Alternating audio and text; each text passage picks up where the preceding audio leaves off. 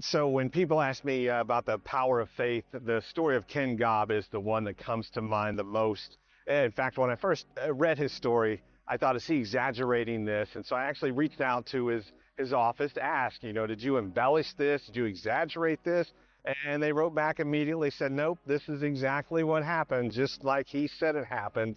And, I asked permission to share that story before, and it's just an incredible story. So let me just tell you about Ken Gobb. If you ever have a question about faith, come back to this story, share this story. I invite you to read his story and just kind of think about every element here that is kind of a part of this. But Ken Gobb, a few years back, he was a musician in a traveling band, and they lived on the West Coast. They were actually in Ohio at this moment, and they sang in churches, schools, retreats. But he thought, nobody cares about my music. I'm not helping anybody. I'm not making any difference. So he's like, I'm going to quit the band. He didn't tell the band that, though. So they're traveling through Ohio. They stop at an exit. The rest of the group, they want to grab some food. And so they park the bus at the exit. They walk down the 2 blocks to a gas station. They're all getting snacks. And he stays on the bus. He's working to get up courage. And he's going to tell them when they come back that I quit the band.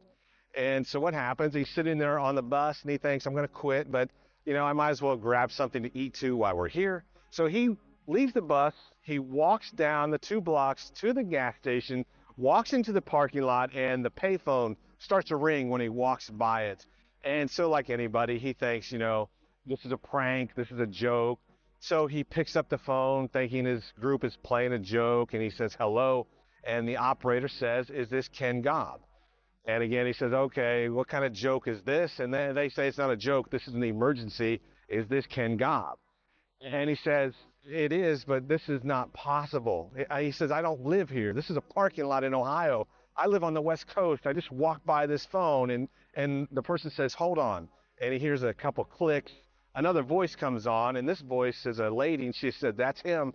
I know that voice. That's him. And he said, what's going on here? And the lady says, listen. She says, you don't know me, but I was watching you, an old concert of yours was on TV just now.